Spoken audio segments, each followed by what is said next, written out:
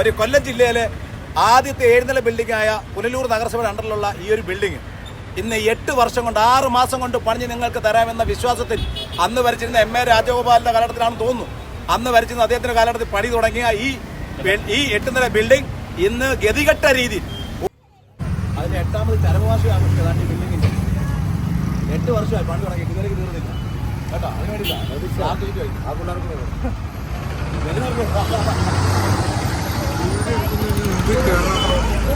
ഏറ്റവും കൂടുതൽ വരുമാനം വരുന്ന കൊല്ലം ജില്ലയിലെ ആദ്യത്തെ 7 നില ബിൽഡിംഗ്, അതും പുനലൂരിൽ തലയുയർത്തി നിന്നിട്ട് ഏതാണ്ട് 1980-ൽ പണിഞ്ഞാണ്. വലിയ സംവിധാനങ്ങളൊന്നും ഇല്ലാത്ത ആ ഒരു കാലഘട്ടത്തിൽ 2.5 വർഷം കൊണ്ട് പണി തീർത്ത ഈ 7 നില ബിൽഡിംഗ് ഇവിടെ വ്യാപാരികളെ വളരെ മനോഹരമായി കച്ചവടം നടത്തി പൊയ്ക്കൊണ്ടിരിക്കുന്ന സമയത്ത് ഗവൺമെന്റിന് കുറെ ഫണ്ട് വന്നപ്പോൾ ആ ഫണ്ട് എങ്ങനെ ചെലവഴിക്കാം എന്നുള്ള രീതിയിൽ കൂടെ എങ്ങനെ വെട്ടി വീഴാം അല്ലെങ്കിൽ എങ്ങനെ പോക്കറ്റ് അടിക്കാം, ഇതെങ്ങനെ നമുക്ക് മാറ്റി നിർത്താം എന്നപ്പോഴാണ് അവരുടെ കൺമുമ്പിൽ തന്നെ മുനിസിപ്പാലിറ്റി നിന്നുകൊണ്ട് നോക്കുമ്പോൾ 7 നില ബിൽഡിംഗ് കാണാൻ കഴിഞ്ഞത്. ഈ 7 നില ബിൽഡിംഗ് പണിയാൻ തുടങ്ങിയിട്ട് ഇന്ന് 8 വർഷമായി. ഗവൺമെന്റിന്റെ 9ാം വർഷം 10ാം വർഷത്തിലേക്ക് വികസന സ്വപ്നങ്ങളുമായി പോകുമ്പോൾ ഞങ്ങളുടെ നാട്ടിൽ സാധാരണക്കാർക്ക്, വ്യാപാരികൾ, സാധാരണക്കാർ ജനങ്ങൾക്ക് കിട്ടാത്ത വികസനം വളരെ സന്തോഷമായി പൊയ്ക്കൊണ്ടിരുന്ന അവരുടെ മുമ്പിൽ ഇന്ന് അവർ ജീവിച്ചിരിപ്പുണ്ടോ, അവർ വ്യാപാരം ചെയ്യുന്നുണ്ടോ, അവരുടെ കുടുംബം എങ്ങനെയാണ്, പട്ടിണിക്കാണോ എന്ന് പോലും തിരക്കാത്ത പുനലൂർ നഗരസഭ 8 വർഷം കൊണ്ട് 7 നില ബിൽഡിംഗ് പണിയുകയാണ്.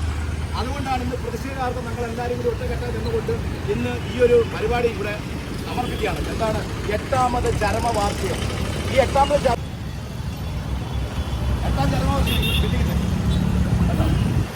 8ാം ചരമവാർഷികമാണ്. 8 വർഷം കൊണ്ട് പഠിക്കുക. അടിച്ചു മാറ്റാൻ മാത്രം പഠിച്ചാൽ പോരാ, പണി കൂടെ ചെയ്ത് ജനങ്ങളെ ബോധിപ്പിക്കണം. മനസ്സിലായില്ലേ? അതിനു വേണ്ടിയിട്ടാണ് ഈ പ്രതിഷേധം.